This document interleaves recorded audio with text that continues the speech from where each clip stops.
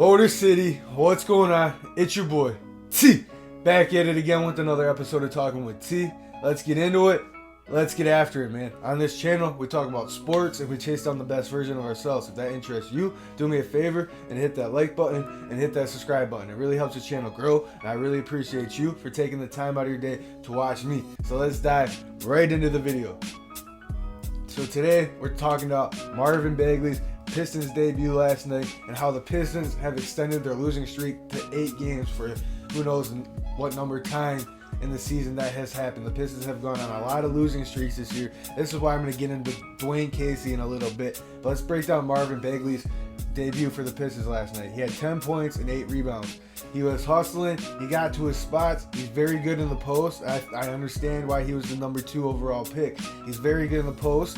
He's got his strong hand is his left hand, and he likes to go there a lot, and he's going to draw a lot of fouls. He's got to get better at the free throw line. But I want him, if this is the Bagley we're going to get, you're almost going to have to start thinking about moving Isaiah Stewart to the bench. And I love Isaiah Stewart. Nothing against Beef Stew. I think Beef Stew is fantastic. But what are you going to do? Move Sadiq to the shooting guard? Can Sadiq play shooting guard? You're going to have Cade, Sadiq, Jeremy Grant. Then you're going to have Beef Stew and Bagley. I wouldn't mind that if Sadiq can play number 2. But we need, Bagley's 6'8", 6'9". So is Isaiah Stewart. We need a tall center that can rebound. That's hurting the Pistons so much right now. Not having a center in there that can be strong and can rebound. We haven't had one since we got rid of Andre Drummond. We have struggled with rebounding. We can't rely on our guards. We can't rely on our power forwards. And we can't rely on Jeremy Grant to be our guys in the post banging around for rebounds all the time. That's going to take away from us getting out in the break. That's going to take away from us just giving multiple teams possessions. That's what killed the Pistons last night, just giving the Wizards multiple possessions. Then they go hit a huge 3, and then we're down 6 instead of being down 4 with a chance to bring it in within 2. The Pistons need a center, and if it is DeAndre Ayton in the offseason, we go in all in on getting him, I'd be fine with that. But then you're going to have to move one of these guys to the bench, Stewart, Bagley, whatever, and whoever you're drafting, because we're going to get another lottery top 3 pick this year. We should win the lottery again, and you're going to have your choice between Banchero, Jabari Smith, and Chet Holmgren. Chet Holmgren, I don't really want Chet Holmgren because he's not going to help us with the rebounding. He's too skinny. I want Jabari Smith. I think he's a big body, and I think he can play the center for us. And if we have that, DeAndre, we have too many forwards, and then we have to get rid of Jeremy Grant. So this is it's like a good problem to have because all these guys can ball out, but we need to start having somewhat of organization. Because every Pistons game I'm watching, the offensive sets look chaotic. No one knows who's getting the ball. If this person's getting the ball, it's just an ISO play. We need to run more sets for pick and roll options for Cade. We need to set more sets to get Sadiq open. And you almost need to run more sets for Jeremy Grant and not have him be an ISO ball. Every time we come down the court, it's either Cade going into ISO with a center coming to set a half-ass screen, or you have Sadiq going into ISO, and Sadiq's getting really good at ISO. Sadiq's going to be an all-star next year. Sadiq is getting so comfortable. His shot's there. He's turning into a stud right before our eyes. I'm really pumped about Sadiq Bey. But we got to run more sets for him. We can't let him be bully ball all the time. And that's what the whole Detroit Pistons offense is. Bully ball. There's no sets. There's no getting open shots. And then it gets way late in the shot clock and we're jacking up wild 3s and it bricks. Why is Kelly Olynyk being our focal point off the bench? Why is he getting the ball? Why is he shooting the ball more off our bench?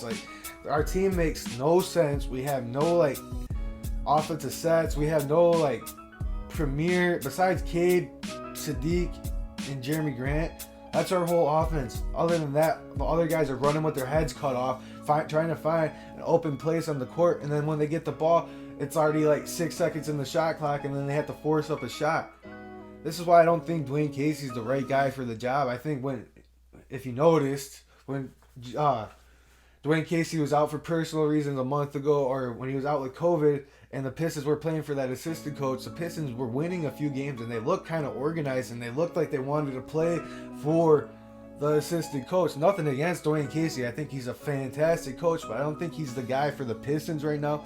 And I don't think he's like a guy that can take you to that next step. Because when he was in Toronto, I said this in a video and a couple Pistons videos ago. Every time the Raptors were on the verge of advancing, they just blew it, and they were always the top seed. I don't think Dwayne Casey's the right coach for this fit right here.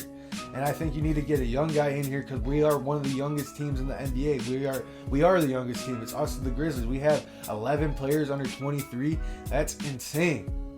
But they have not even, like, some of them haven't even shown signs of development. I'm thinking that's a lot on Dwayne Casey. There's no offensive sets. The defense, there's no rebounding. It just looks all chaotic. And then I love the young core that we can keep here and keep building around. Honestly, Sadiq, Cade, Isaiah Stewart, Bagley now, because I think Bagley, that's who he is. What he gave us last night, 10-8, and if you give him more minutes, he's going to give us more of that. And then I think you kind of have everybody else around and you move them as getting pieces. You got Diallo. I want to keep Diallo. I think he's a big part of role player in the future coming off the bench. But right now, we just look very unorganized, and you don't see like a direction of, is this team really developing under Dwayne Casey? I'm not seeing it. Is anyone else seeing it? And it's like, let me know in the comment section below. I'm not seeing any like development. I'm not seeing any like, ooh, that's a sign of improvement right there. The only people I'm seeing improvement from is Cade, Sadiq, and Hamidou Diallo. And Beef Stew. Other than those guys, I'm not really seeing anything else come to fruition. I'm not seeing any of this Dwayne Casey, get your punches in now. Yeah, let them get their punches in now because we suck. But what are we working towards? I don't see any direction. But it's your boy T signing out. I'll see you guys in the next video.